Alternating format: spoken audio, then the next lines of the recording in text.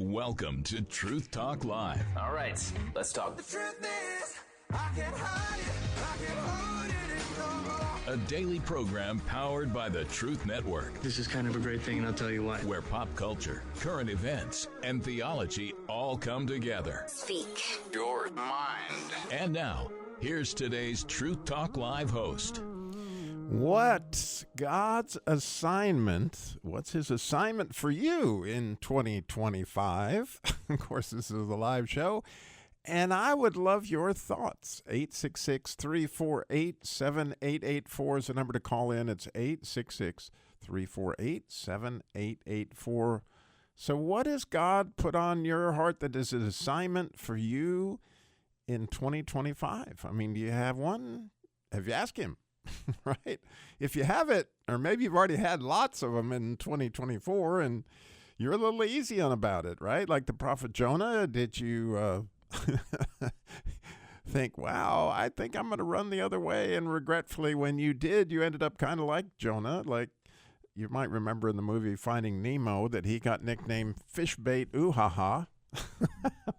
That's kind of what happened to Nemo, right? You felt like it was something you should do, and it didn't work out that way. And God took you on an interesting journey, but somewhere down there in the belly of the fish for 3 days, God got your attention, and the miracles he worked. I love to hear those testimonies. 866-348-7884, 866-348-7884, or maybe you've got this neighbor and you've been feeling God tug on you for a long time. Like, man, you really need to be talking to that man, or maybe there's somebody at work or somebody even in church, or maybe if you got a story to tell, I bet you might, of that time that you felt this tug to stop, right? For like the Good Samaritan, there was something going on. And unfortunately, like the Levite, you passed on the other side. What does that feel like? And how did that happen? We want your stories. And then now lines are completely open, and we would love to hear it. 866-348-7884, 866-348-7884. Maybe it's your kids, right? God's been tugging on you. You feel him. Like my mission in 2025 is to, make more of those basketball games, or make more time for them, or, maybe you've been running from that conversation that you're supposed to have with your kids, right? That tough one that, I've certainly been there. I've raised 4 of them, and I had some experiences along those lines, and there were some of those conversations that I wish I'd had. I certainly, God allowed me to spend some time in the belly of the fish on that one. I would love to hear it. Or maybe this year he's pressing on you to, spend a little more time in the Word, or maybe that's something you wished you'd done this year. And what's the result? Again, a lot more fun when you call in and share. 866-348-7884. So, my oldest daughter, right? It's one of those that I wish I'd had lots of conversations with as I think back on it, that, oh my goodness, we got so far in the woods working hard, and at the time in my life that I was losing the car dealership in Mocksville. Some of you know I do the Christian Car Guy show, and I had the car dealership there, and I was losing it. And so right about the time my older daughter was in her early teens or whatever, I got too busy. And I didn't have some of those conversations I should have had, and I was completely distracted. And all of a sudden she started making choices, and oh man, I wish I'd had that conversation. And I remember, honestly, she got married young, and somebody I wasn't terribly thrilled about. And, it made just things kept going, just that relationship just got worse. And interestingly, in spite of all that, just to give you the happy ending to this story, that God totally restored that relationship with me and her, and gave me this idea to give her a promise ring. And most dads would give their daughters promise rings, when they were in their early teens and that thing, for them to promise, to be faithful and that kind of thing. My promise ring was for her dad to be faithful, to always pray for her, always love you no matter whatever happens and that kind of thing. And so, when she was in her late 20s, God put it on my heart through listening to Christian radio that it would be a good idea to give her a promise ring, but one from, a dad that had blown it when in the teenage years. And so I asked her to dinner. Actually, my wife and I, she helped me pick it out. It was a beautiful thing, and asked my daughter to a special dinner, and gave her that ring and told her, I was so sorry for, what had transpired in those days. And no matter what, I promise I'll always love you. No matter what in the world happens, I'll always pray for you. And that really bridged a huge gap for my daughter and I. Of course, I had to spend some time in the belly of the fish, and maybe you've been there. I don't know what that looks like for you. I would believe me, love to hear the story. The phone number to call in, 866-348-7884, 866-348-7884. My good friend Mike is in Dayton, Ohio. Mike, you're on Truth Talk Live. So good to hear your voice before the end of the year. I had to get in my mic call, Oh, well, I appreciate you taking my call. God's been dealing with me a little bit about life is like a vapor. Yeah, it is. Is it James 4:14? Is that right? Is my memory right with that? If you can remember that. It's been really, what is my priorities? And I've been praying to God. I said, okay, God, this year I need to write down the priorities. And I'm going to do this as I'm talking as well. I'm talking what God's leading on my heart about this as well. I haven't done that yet, but I'm wanting to do this. Writing down my priorities. My priorities is my son and my daughter, and you were just talking about your daughter. Making them be more closer to God, letting them understand that God is important. Right now, both of them just don't feel like God is really part of their life. Well, Mike, I hate we got to go to a break. This is such a great conversation because I imagine there are about every parent on listening on the same exact page with you. And so it's definitely a conversation worth having. And we would love your view, too. You can call us at 866-348-7884. Mike, you're going to hang on with us, right? Yes, ma'am. And yes, we'll sir. be right back with a whole lot more of Project 2025.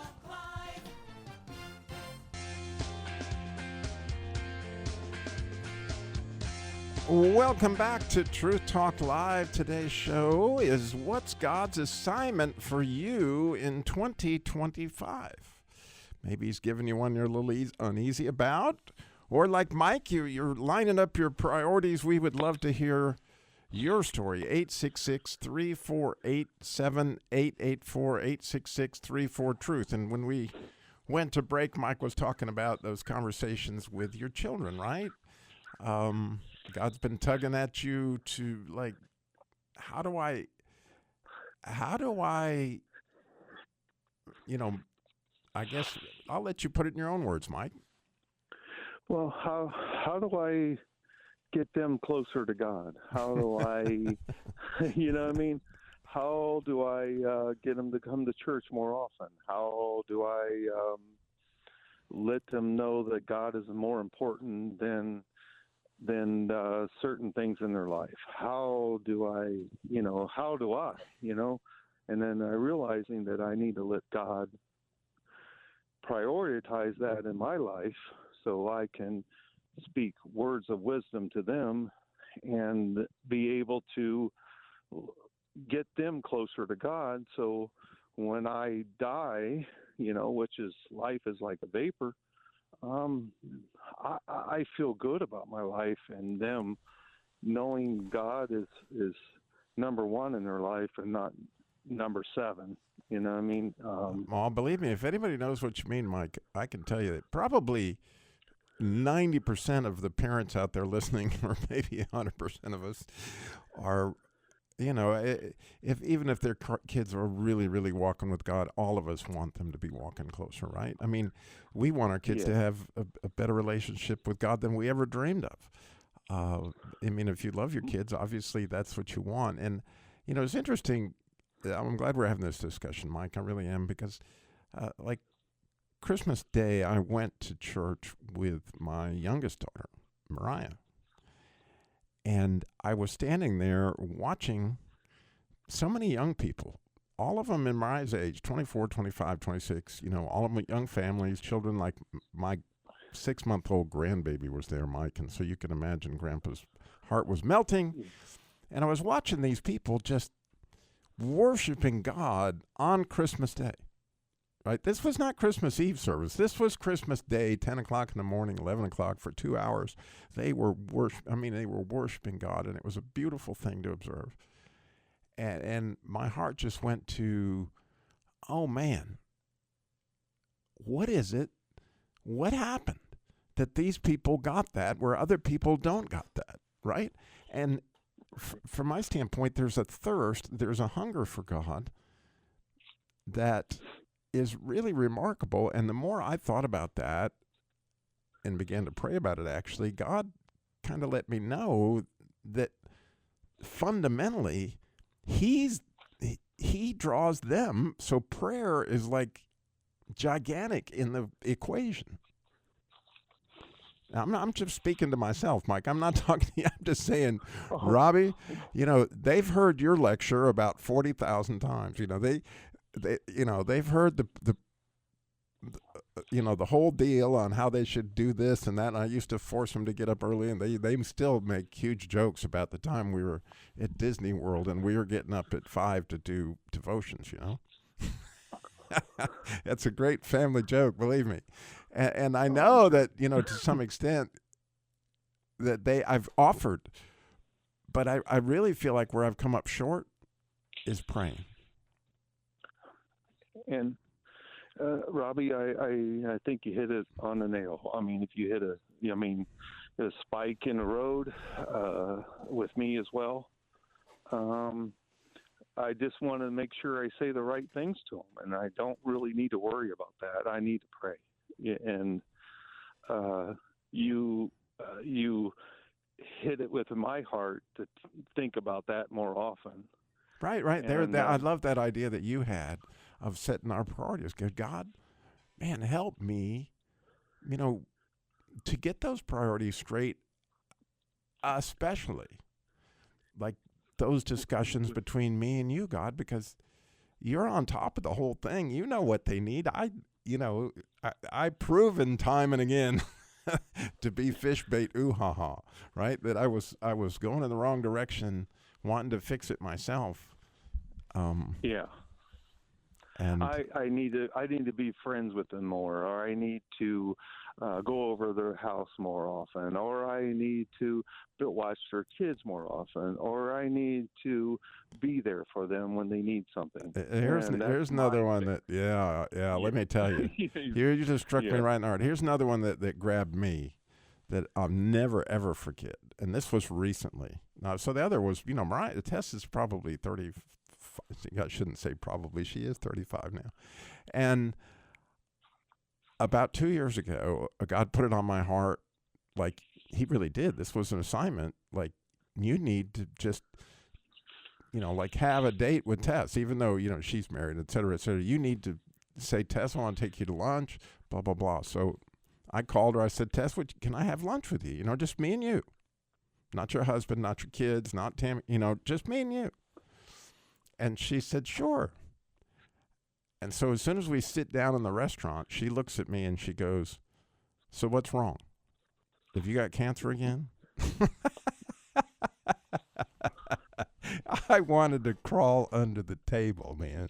I just, like, what kind of dad, you know, that when you actually do what you should have been doing all along, you know, that, you know, and the good news from my standpoint is she'll still have lunch with me. You know, I haven't, you know, it'd be pretty easy for that relationship to go so far south that it doesn't happen.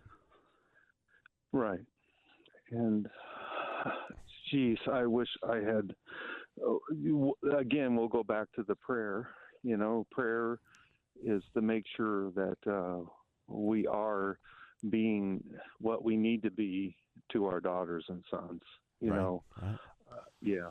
So, I mean, God I has know- lead us in the right direction. Yeah, I know you're listening out there, and you have a story, you have a comment, you know, you've been down this road that God's pushing you to do something, maybe with a neighbor, a friend, one of your children, maybe it's your brother or sister, or maybe your mother or father. 866-348-7884, 866-348-7884. I'm going to bet you, Mike, you're like me. Your dad's passed. My dad's passed. Yeah. I've Yeah. spent more than one day in the belly of the fish, fish bait, ooh-ha-ha, over God pushing me to spend more time with my dad or my mom, and I didn't, Right. right? And you always put it off, you know what I mean? And but then again, did I spend time in prayer before that all happened? I really don't think I did. I really felt like maybe if I would have spent more quality time with him by listening to what my God wants me to do. But there's no condemnation, right? I mean, right. at And this there's point, no condemnation. well, Yeah, Mike, thank you for my call. Thank you for, man, I'm so glad to talk to you at welcome. the end of this year. We will be back, but I need your stories. 866-348-7884. I love you, my friend. And, you know, you, sir. we'll talk next year, I'm sure. We'll be right back. It's a pleasure. Thank you. Truth Talk Live.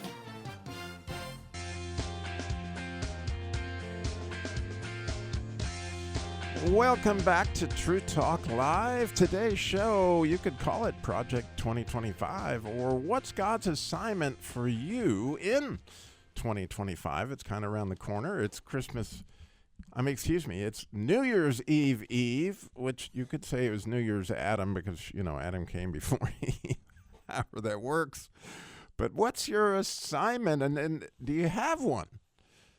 Or maybe you got lots of different ones. You think about God's been nudging you for a while in this area, that area. What are you feeling? What are your priorities, like Mike said? 866-348-7884, 866-348-7884. Maybe you have, like the prophet Jonah, run from that assignment or not run to that assignment, however that looked. And like Jonah, you ended up like Nemo, fish bait, ooh-ha-ha. You know, we've been there, and it's tough, man. So you've been feeling this tug, right, to, you know, talk to that guy at work, or maybe reconcile. Like, I know I am not supposed to feel the way I feel about that guy, and I am supposed to make progress in that. And maybe it's just you need to spend time with God on that person, or maybe in some cases God's been nudging you to go get some extra help from your pastor. Like, you know, there's something going on that really is above my pay grade. It's overwhelming me. I'm not making it in this particular area of my marriage, or this particular area of this. And has God been pushing you to do something like that? And maybe you got a story along those lines when finally you did go and saw the counselor, or you did see the pastor, and God came for you, and that fixed a lot of stuff. You know, these are some of the neatest stories. I love to hear them. 866-348-7884. My mother, when I was about 11 years old, she attempted suicide, and I'm sure that God had been nudging her for some time, to get some help. And it's hard to be humble and say, this is overwhelming me. It's over my head, but after a really tragic attempt, she actually took all of her different kinds of medications she was on at the time, and she crawled in the back seat of a car, and we lived in Flint, Michigan. She worked in Detroit at the time, and so she stopped at a rest area between the two, which is about 70 miles. And so nobody would know where she was, climbed in the back seat of the car about this time of year. And, the temperatures, dropped below zero, or at least close to it. And they only found her like a week later, and so she was in really, really bad shape, and we thought we were going to lose her. But fortunately, God had other plans on all sorts of levels, and she ran into a counselor that knew what he was doing, and he helped walk her back through her life, and came across a situation where that she had never gotten over. She had a problem with grief, and she'd lost a baby, my older brother, that didn't make it, when he was very young. And she'd never completely grieved that, and that was piled on top of this counselor that got down to it, that she had never truly grieved over her grandmother's passing. And in those days, they used to put people in state. My mother was in the 30s and stuff. And they used to put people in state in the living room of the house, and they were there for days. And so she had never been able to bring herself, and she was probably 10 or 11 at the time her grandmother passed, and you can imagine just overwhelmed. She didn't know how to grieve and didn't know how to give that to God. And as a result, the clever counselor, or the godly, I guess he had a lot of godly wisdom, he said, as he started to dig into that, he said, Marjorie, what was your grandmother wearing, when she was laying there in state? And she went into great detail about the coat that she was wearing. And he said, now, Margie, tell me about the coat that you were wearing when you attempted suicide. And once she made that connection, she began to find her way back to being able to grieve for her grandmother and being able to grieve for the baby that she lost, Jeremiah. And she got to the point where she realized something really important, that if I was going to love my neighbor, I have to also love myself, right? Because it says love him as yourself. But if you don't love yourself, you got a real struggle there. So there's a place where you go too far and you don't have humility and all that stuff. But there is a sense where you have to realize that God really loves you. And there's a place for that love in you to give to other people, but you got to obviously be here to be able to do that. And my mother, she spent some time in the belly of the fish, as I have, in many different ways that, you get overwhelmed. God's nudging you. So maybe Project 2025 or God's assignment for you in 2025 may not necessarily be to go serve in some other manner other than to get the help that you may need, because honestly, if you don't put the oxygen mask on your own face, and I've been there, right, many times, that I didn't get the help I needed. And so maybe that's your assignment, or maybe you've lived that one and you've spent some time in the belly of the fish. You want to share that story? Oh, would I love to hear it. And just think how you might encourage somebody else that needs to hear that right now. That they've been putting it off, and they think, well, I'll feel better. I'll wake up and I'll be better tomorrow. 866-348-7884. 866-348-7884. Well, or maybe it's as simple. One of my favorite stories always will be, the first time I did radio, and I felt God calling me to do radio, and it seemed like such a crazy idea, because if you knew me, I'm not the life of the party. I'm a fairly shy person. So if you see me around a bunch of people, I'm not going to be out there mixing. And so the idea of public speaking was not like high on my list of things I wanted to do. And so when God called me to do this, I was like, have you heard my voice? Lord, are you sure this is, and so actually my fleece was that I thought, okay, well, if God's called me to do a radio show, according to Pastor Quartz told me years ago, if God's called you to do something, he'll swing the door wide open. And so I thought, I'll ask Stu Epperson to lunch and tell him I feel like God's telling me to do a radio show. And when he tells me that's crazy, then, if you don't have a radio show, God didn't call me. Well, so we went to a little Mexican restaurant in Mocksville, North Carolina, and I asked, Stu, I said, man, I feel like God's calling me to do this Christian car guy show. And Stu looked at me and he said, man, that's the best idea I've ever heard. How about this Saturday? He couldn't have swung the door more wide open, right? And and to say that I was terrified would be an understatement of biblical proportions. I was absolutely terrified. And that's why you may realize that God's assignment probably does overwhelm you. It's probably more than you can do without him. Because I always think that God rigs the world, right? So that we need him in prayer. We need him in so many different ways. And clearly when he called me to do the Christian Car Guy show, it was way over my comfort zone, way out of my comfort zone. I have no way of explaining how far it was out of my comfort zone. And I come in that Saturday morning and honestly expected Stu here to help me. And all there was, Grayson, was, I don't know if you ever met Deacon, but he was a producer many years ago. Unfortunately, or fortunately, he graduated and now is with the Lord, as the case may be. But anyway, he looked at me and he says, "You must really like to talk on the radio." And I was like, "No, I don't." He said, "Well, you got an hour-long talk show, man. You can't have no dead air. You got you got to talk." And I said, "Well, it's a live call-in show. People will call, and I'll be able to, I can talk on the phone, but, man, I can't talk for." He said, "You better be prepared to talk. We can't have no dead air." I was absolutely terrified.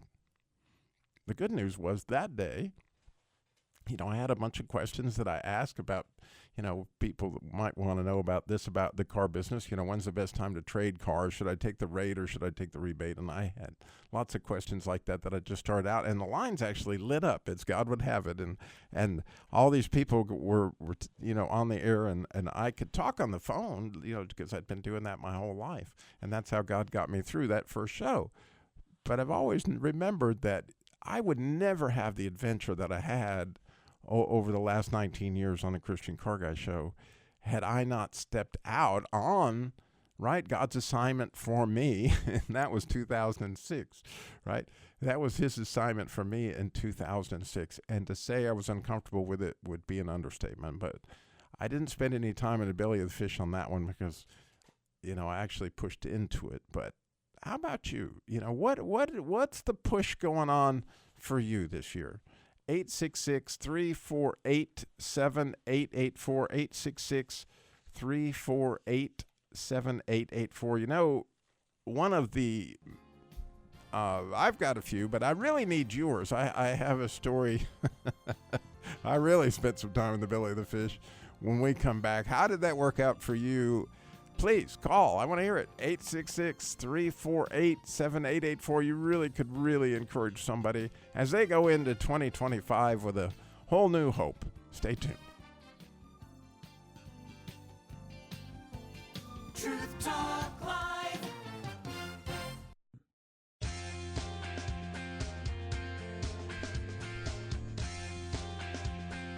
Welcome back to Truth Talk Live. Today's show, what's God's assignment for you in 2025? We would love to hear your story of maybe when you did or didn't. 866-348-7884, 866-348-7884. We got Ed is in Jacksonville. Ed, you're on Truth Talk Live. Good afternoon. Yeah, how you doing? I am excited to hear what you got. Well, I really don't share too much, but I think God's driven me to a point that I have to. So, okay. I've had 8 near-death experiences, what would be called miracles, and I'm still here. So I guess this is what I'm supposed to do. Oh man! But started when I was 7 years old. We were moving from Georgia to Indiana, and my mom drove under the back of a semi truck and was crushed in the wreckage, and my brother went through the windshield, and my dad had a head injury, and I wasn't hurt. But my mom, kept telling me to roll the windows down, and I couldn't. There were no windows left in the car to roll down. And so that was when Jesus first spoke to me, not verbally, but in my head, and told me to know this important message that the world will try to take everything you own away from you, but there's 2 things they can never have unless you willfully give it to them, and that's your heart and your mind, and don't ever give that to them. And he said, wow. I will always be with you, always be with you. And he has always been with me, and even though I knew he was real, he was still called it a screen door policy. I would go to the screen door and ask him advice, and then I'd shut the wooden door and go do it my way and sit on the throne. But when I turned 34, all that changed, and I actually decided to make him my Lord and bow before him and stay off of his throne. And so in those 8 near-death experiences, that didn't count the car crash that my mom was killed in. Since that time, I've had 2 attempted murders by a stepmother. She died of alcoholism. I've had cancer 3 times. I've had a motorcycle crash where I was knocked 65 feet down the highway and witnessed by a state trooper on the other side of the road who came over and said, "No way, you're alive," the first words out of his mouth. And the motorcycle was totaled, but I didn't have a scratch on me. I'm a firefighter. I've been in a church fire where I was inside the church all the way up to the pulpit, and the ceiling opened up. It was a lightning strike fire, and the ceiling opened up, and fire just started falling down out of the ceiling. I actually dropped the fire hose and sprinted, and guys took a picture, said I was actually in the air hurdling another firefighter when the whole roof came down. So I'm very pleased about all these events that God has done for me, and he let me know that I don't know why we get excited by what we call miracles, because he made it clear to me the fact that we draw breath every day is a miracle. Yeah, But, it really, really is. I'm about to turn 65, and he is a glorious God, and there's more to the story. I can tell you that I had a personal encounter with him when I was 34. That's, like I said, that's when I got on my face. And well, yeah, I would love to. I mean, tell me, what happened when you were 34? What was that encounter like? Well, I was kind of out of control. I was working 7 jobs. I'd been divorced, and I didn't even keep heat on in the house. I just piled up a bunch of blankets and would pile under them and, do like a little seizure activity to heat up body heat under there. And then I go from one job to the other. I just kept myself going. So I had 16 W-2s that year. But anyway, one of these days I'd come home and got under the blankets and fell into deep sleep. And I had a dream, and there's a difference between a dream and a vision. A dream, you're asleep. A vision, you're awake. Right. And I had a dream, and I had basically 2 skeleton-like demons. It was like the setting of the movie Terminator in the beginning, where there's mounds of ashes. So there's these 2 mounds of ashes, and these 2 skeletons start coming out, kind of like Jason and the Argonauts. But they were skeletons, but they had demonic bases. And in the scene, there was this beautiful, powerful white horse standing there, just looking back and forth at these 2 mounds of ashes as they came out. And then the scene changed, and I was on like a split-level street in Savannah. Old antique light lamp posts, things like that. It's probably 3 in the morning, and the dew is falling down, from the lights and stuff. And I see these cops are pulling people over and putting them in handcuffs, and I just had this overwhelming sense of good, And this other cop was struggling a little bit, and I got anxious, and then he finally got him under control, and again, overwhelming sense of good. Well, I looked further down the road that they were all on the lower level, and I saw something odd, 2 old women pushing a baby carriage, and I didn't know what to make of it. And I looked at the cop, and like I said, he had the guy finally cuffed and subdued, and I thought, okay, great. I looked back, and I saw it was the 2 demons, and they were coming straight for this cop, and they had like eyes of coal, and they were just burned in on this guy. And so I started screaming at the top of my lungs for him to get out of there. Well, he couldn't see me or hear me, but they could. And they stopped and turned and looked up at me on the upper level. They took the baby carriage and came up the upper level and started running with it towards me. And I remember in the middle of the street, there's nowhere to go, but I've never run from anything in my life. And I remember God spoke to me in that voice that I knew, and he said, "Fear not, I am with you." And I thought, oh, that's just wonderful. And I opened my eyes, and still in my dream, and they're coming still. And it's like, well, that's all fine and good, but they're fixing to kill me. And this hand came over me at that moment in my dream from behind my right side, and this hand right in the middle of my chest and pushed me back in the most warrior voice I've ever heard in my life. Said, "No, this is my battle." And at that moment, I woke up. Wow. And my friend, I turned and looked to my right side, and Jesus was standing there. And he said to me, "Do not lean on your own understanding, but be still and know that I am God, and it's no longer about you." And he disappeared. And that's my the testimony. beauty of that story, Ed, is you have all the details. I Yeah, think, as I was listening, all the, from the ash piles to the different struggles to the demons to the handcuffs, you have all the details still vividly. How many people have a dream they can remember all those details? And yet it was 30 years ago, 31 years ago, right? Yeah. And it was. It's precious. It's like your testimony that like, remember have you ever read the book Pilgrim's Progress? No, I haven't. Oh, you ought to. Anyway, there's a hero of the show called Christian, and he's trying to make it to heaven throughout the whole book, but he keeps his testimony in his bosom. And in other words, he tucks it down into his shirt. Apparently he had it written out in some way, but it sounds to me like you've got your testimony right there where you can have it at any given moment. And fear not, right? That I'm sure there's, through all those different things, especially those near-death experiences, God's given you that testimony to refer back to go, here we are. The battle belongs to the Lord. That's right. Yeah. I had a guy in New Mexico one time. We were at an ice cream shop, and we just got down, and I had shared with him, and he told me that he looked me dead in the face and said, "You do not have the right to keep this to yourself." He's right. And so that's what I'm trying to do now.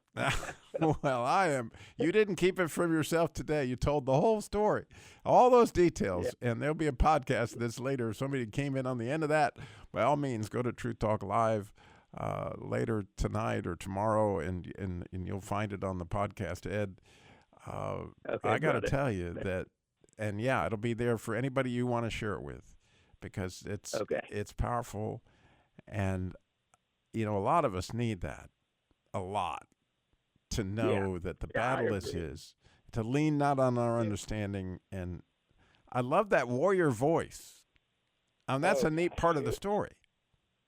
It's unbelievable, and what I didn't tell you is when God had told me when the demons were just about on me, and he said, "Fear not, I'm with you." It was like a guillotine of warmth fell from my head down to my belly and stopped at my belly button. And it was the most overwhelming sense of warmth and comfort I'd ever felt in my life. But then I opened my eyes and they were there. It's kind of like Peter walking on the water. The interesting thing about that one, Ed, is I've had that exact same experience, and I've had several near-death experiences myself. In fact, Channel 12 did that whole thing. And I call it a God hug. See, I got crushed between two cars. And I remember calling out for God at the time, and that exact feeling that you just described of that, like, bucket of warmth coming over you, and acceptance and love. And it's like, fear not. It's like, don't worry, I got this. In spite of that. Words don't describe it. And words don't describe they couldn't get to me because I was up in the mountains.